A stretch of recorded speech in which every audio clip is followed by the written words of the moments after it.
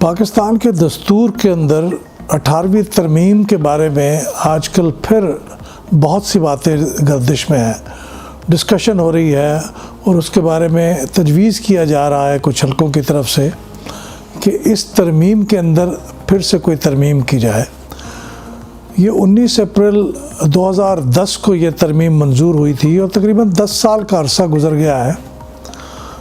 کوئی ایسی غیر فطری بات نہیں ہے کہ اگر اس ترمیم کے بارے میں اب سوال اٹھائے جا رہے ہیں، لیکن ایک سوال بعض اوقات پوچھا جاتا ہے کہ اور بھی بہت سی ترامیم ہوئی ہیں، تو یہ 18ویں ترمیم ہی کیوں ایسی ترمیم ہے جس کے بارے میں تواتر کے ساتھ کچھ وقفے سے یہ سوال اٹھایا جاتا ہے کہ یہ ترمیم پاکستان کے مفادات میں نہیں ہے اور اس کو تبدیل ہونا چاہیے، اس کے اندر کچھ چیزوں کو بدل دینا چاہیے۔ ایسا کیوں ہے؟ اس کی دو بڑی وجوہات ہیں۔ پہلی بڑی وجہ تو یہ ہے کہ 1973 کے دستور کے بعد یہ سب سے بڑی دستوری ایکسرسائز تھی جو ہمارے ملک میں کی گئی۔ 1973 کا کانسٹیٹیوشن اہم ہماری ملک کی تاریخی دستاویز ہے، ایک سنگ میل ہے، اور اسی طرح یہ 18ویں ترمیم جو 1973 کے دستور کے تقریباً 1/3 حصے کو تبدیل کرتی ہے۔ تو یوں سمجھیے کہ 1/3 of 1973 Constitution got affected by this amendment۔ اس لیے یہ بہت اہم ترمیم ہے اور اسی لیے اس کے بارے میں بات زیادہ ہوتی ہے۔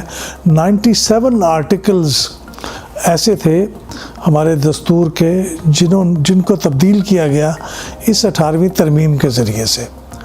تو چونکہ یہ بڑی کمپریہنسو ترمیم ہے، کسی ایک آرٹیکل میں ترمیم کا مسئلہ نہیں ہے، یہ تو دستور کے 1/3 حصے کو تبدیل کرنے کا مسئلہ ہے، لہذا اس کے بارے میں مفصل گفتگو ہوتی رہتی ہے کہ اس کے مختلف پہلوؤں کو ڈیبیٹ کیا جاتا ہے۔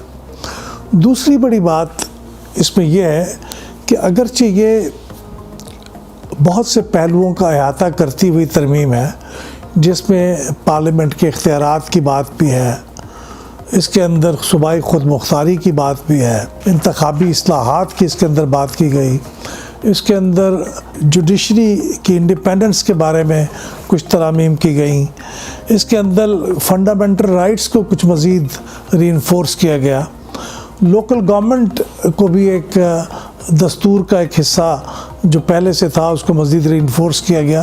تو کچھ ایسے معاملات ہیں 7-8 جن کا احاطہ کرتی ہوئی یہ ترمیم ہے، لیکن سب سے اہم اور سب سے زیادہ جس کے بارے میں گفتگو ہوتی ہے اس کا وہ پہلو ہے جو صوبائی خود مختاری پروونشل اٹانومی کے بارے میں ہے۔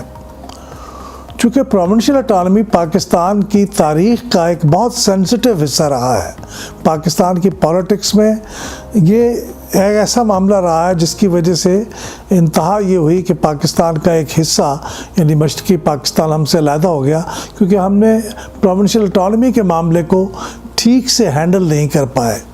تو اب یہ پروونشل اٹانومی معاملہ 18 ترمیم میں ڈسکس کیا گیا ہے، جو ہسٹوریکلی ہمارے ملک میں ایک بہت سبجیکٹ آف سینسٹیو انٹرسٹ رہا ہے، یعنی لوگوں کی حساسیت ہے اس کے بارے میں، بہت سی باتیں ابھی بھی کی جاتی ہیں۔ لیکن سب سے اہم وجہ کہ 18ویں ترمیم کے بارے میں ابھی بھی شکوک و شبہات کا اظہار کیوں ہوتا ہے اور بار بار سوال کیوں اٹھتے ہیں، اس کی ایک وجہ یہ ہے کہ جتنی بڑی یہ ترمیم تھی، جتنی یہ ڈیٹیلڈ ترمیم تھی، جتنے زیادہ آرٹیکلز آف کانسٹیٹیوشن کو اس نے تبدیل کیا، اسی نسبت سے اس کی اوپن ڈیبیٹ نہیں ہوئی۔ جن چیزوں کے اوپر اوپن ڈیبیٹ ہو جاتی ہے وہ ٹائم تو ضرور لیتے ہیں اور وہ ایک تکلیف کا مرحلہ بھی ہوتا ہے، لیکن اس کے بعد پھر وہ معاملہ ایک کلوجر کی طرف چلا جاتا ہے، چیزیں سیٹل ہو جاتی ہیں۔ جن چیزوں کے اوپر ہم کھل کے بحث نہیں کرتے اور کوشش کرتے ہیں کہ اس کو ہم جلدی سے کسی انجام تک پہنچا دیں، اس کے بارے میں پھر سوال اٹھتے رہتے ہیں۔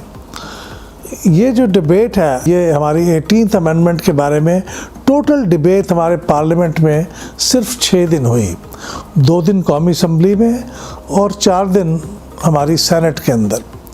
اس کے مقابلے میں اگر آپ 1973 کے کانسٹیٹیوشن کے بارے میں دیکھیں تو 1973 کے کانسٹیٹیوشن کے بارے میں اگرچہ اس کی بھی ایک کمیٹی تھی، جس طرح اس کی ایک کمیٹی تھی جس نے ایک मुफस्सल बहस की, बड़ी डिटेल्ड डेलिब्रेशंस हुई। इसी तरह 1973 की कॉन्स्टिट्यूशन की भी एक कमेटी थी। उस कमेटी ने जब अपना काम मुकम्मल कर लिया और फिर ये असम्बली के अंदर ये मामला आया तो उसके ऊपर 2 महीने और 7 दिन बहस हुई 1973 के कॉन्स्टिट्यूशन को, उसके इत्तफाक हो जाने के बाद उस कमेटी के अंदर। इसी तरह जो सेकंड अमेंडमेंट थी जिसमें अहमदिया जमात को नॉन मुस्लिम करार दिया गया, माइनॉरिटी करार दिया गया, वो भी उसके ऊपर 3 महीने और 7 दिन डिबेट हुई असम्बली के अंदर। इसी तरह से हमारी 8th अमेंडमेंट जो थी उसके ऊपर भी 37 दिन कौमी असम्बली में और 4 दिन सेनेट में, यानी 41 डेज़ बहस हुई।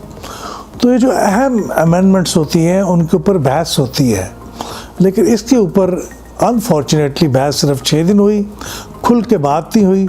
एक कमेटी ने क्लोज डोर में इन कैमरा इसके ऊपर डेलिब्रेशंस की। इस बात का एतराफ़ किया जाना चाहिए कि कमेटी ने बहुत अच्छा काम किया। कमेटी ने कुछ 77 सिटिंग्स की, 77 मीटिंग्स की, 77, और ये 10 महीने तक इनकी मीटिंग जारी रहीं। 385 घंटे इस कमेटी ने काम किया। 982 के करीब लोगों से जो तजावीज़ आई थी उनका जायज़ा लिया। कमेटी ने बहुत अच्छा काम किया, इसमें कोई शक नहीं है। लेकिन कमेटी जब इत्तफाक के राय उसने पैदा कर लिया तो फिर ज़रूरी था कि इसको पार्लियामेंट के अंदर भी ओपन डिबेट का मौका दिया जाता, लेकिन अनफॉर्चुनेटली ऐसा नहीं हो सका। चूँकि ऐसा नहीं हुआ, इसलिए मेरे ख़्याल में ये जो बार बार इसके बारे में सवाल उठता है उसकी एक वजह यही है कि अगर उस वक्त डिबेट हो गई होती और उन तमाम चीज़ों के ऊपर खुल के बात हो गई होती और जो चीज़ें लोगों को परेशान अब कर रही हैं उनको उस वक्त हम दुरुस्त कर लेते तो शायद ये इस वक्त ये शोर व गौगा जो हम सुन रहे हैं ये हम ना सुनते। इसमें चूँकि सूबाई खुद मुख्तारी का मामला बहुत अहम है, उसके सिर्फ एक पहलू को अगर हम देखें तो गालिबन जिसकी वजह से बार बार इसको दोबारा ओपन करने के लिए बातें हो रही हैं वो गालिबन एक नुक्ता है। अगर आप कहें कि कोई एक नुक्ता बताइए जिसकी वजह से इसके ऊपर बहुत कंट्रोवर्सी जनरेट हो रही है, तो मैं एक चीज़ जिसका इंतखाब करूँगा वो आर्टिकल 163A है। ये तरमीम 18th अमेंडमेंट के तहत इस आर्टिकल में हुई थी और इसके तहत ये करार दिया गया था कि अगर नेशनल फाइनेंस कमीशन का जो अवार्ड है जो इस वक्त तक जो हो चुका है या आइंदा भी जो अवार्ड होगा उसमें सूबों का हिस्सा बढ़ तो सकता है, वो कम नहीं हो सकता। दौरान वफाकी हुकूमत के अखराजात की वजह से वफाकी हुकूमत को इस नई जो तकसीम थी उसके ऊपर कुछ दुश्वारियाँ पैदा होने लगी। कर्ज़ों की अदायगी का मामला, दिफा के मामलात, रोज़मर्रा के अखराजात, हुकूमत को इस बारे में बड़ी दुश्वारी का सामना है। चुनांचे अब वो ये चाहते हैं कि इसको अरसर नौ इसके बारे में बात की जाए। और अभी 10वें नेशनल फाइनेंस कमीशन अवार्ड के बारे में उसकी जो टर्म्स ऑफ रेफरेंस हुकूमत ने, सदर पाकिस्तान ने जारी की हैं, उसका अगर आप जायज़ा लें तो आपको समझ में आ जाती है कि 18th अमेंडमेंट के बारे में असल रिजर्वेशंस क्या है। उसमें उन टर्म्स ऑफ रेफरेंस में कई इशारे दिए गए हैं कि ये जो हमारे लोन्स हैं, ये जो फाटा पे अखराजात हैं, जो टेररिज्म के ख़िलाफ़ हमारी जो जद्दोजहद है उसके ऊपर अखराजात हैं, आज़ाद कश्मीर, गिलगित बल्तिस्तान, ये वो तमाम अखराजात हैं जो इस वक्त वफाकी हुकूमत के ज़िम्मे हैं। उन तमाम अखराजात के बारे में बहस करने के लिए और उनका जायज़ा लेने के लिए कहा गया है नेशनल फाइनेंस कमीशन अवार्ड में। इसका मतलब ये है कि नेशनल फाइनेंस कमीशन का जो साबका अवार्ड था उसके अंदर जो तकसीम की गई थी सूबों और वफाक के दरमियान, अब कोशिश की जा रही है कि उस तकसीम को अगर आप इस 18th अमेंडमेंट को उसके अंदर तरमीम ना कर सकें तो फिर दूसरी रास्ता ये है कि 10th national finance commission award के अंदर कुछ इस तरीके के साथ, राउंड अबाउट तरीके के साथ तकसीम को तय किया जाए जिससे वफाकी हुकूमत के ऊपर जो बोझ है उसको कम किया जा सके। लेकिन इस बारे में आखिरी बात यह है कि ये जो 18th अमेंडमेंट है, अगरचे इसके ऊपर खुल के उस तरह से बहस नहीं हुई, लेकिन कमेटी के अंदर इत्तफाक राय हुआ 26 ارکان پہ مشتمل یہ کمیٹی تھی. تقریباً تمام سیاسی جماعتیں اس کے اندر ریپرزینٹڈ تھیں. سینٹ جس کی آپ دیکھیں تو پارلیمنٹ میں کوئی ریپرزنٹیشن اس وقت 23% کے قریب بنتی تھی, اس کی ریپرزنٹیشن اس کے اندر بہت بڑھا کے بڑھی ہوئی تھی.